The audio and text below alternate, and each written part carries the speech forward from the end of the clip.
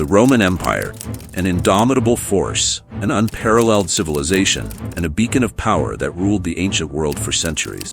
But beneath the marble statues, the gilded palaces, and the legions of soldiers, there was a dark undercurrent. An empire that prided itself on its cultural diversity was also riddled with xenophobia and racial prejudices. Could this be the real reason Rome fell? Rome's rise to power was nothing short of extraordinary. From a small city-state on the banks of the Tiber River, Rome expanded into a colossal empire, stretching from the British Isles to the deserts of Egypt. This vast empire was built on the backs of diverse people, each contributing to the rich tapestry of Roman culture. But with power came prejudice. Rome was a melting pot of cultures, but not everyone was treated equally. The Roman elite often viewed non-Romans with suspicion and disdain, especially those from Africa, Asia, and the northern European tribes. Laws were enacted that reflected these biases, and a sense of superiority began to take root among the ruling class. This was the beginning of a dangerous divide. As Rome expanded, it came into contact with various barbarian tribes. These tribes were often seen as uncivilized and inferior by the Romans, despite many of them being integrated into the empire as soldiers, farmers, and tradesmen. But the influx of these tribes also brought tensions. The Romans, driven by their prejudices, began to view these newcomers as a threat rather than potential ally. By the 4th and 5th centuries, Rome was struggling to maintain its grip on power. Internal corruption, economic decline, and military overreach were all taking their toll. But another factor played a crucial role: racism.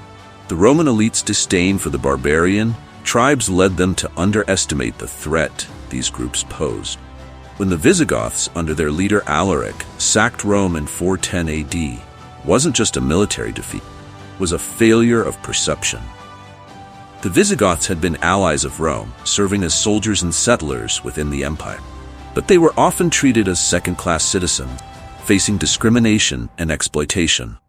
When the Visigoths sought fair treatment and protection from Rome, their pleas were ignored.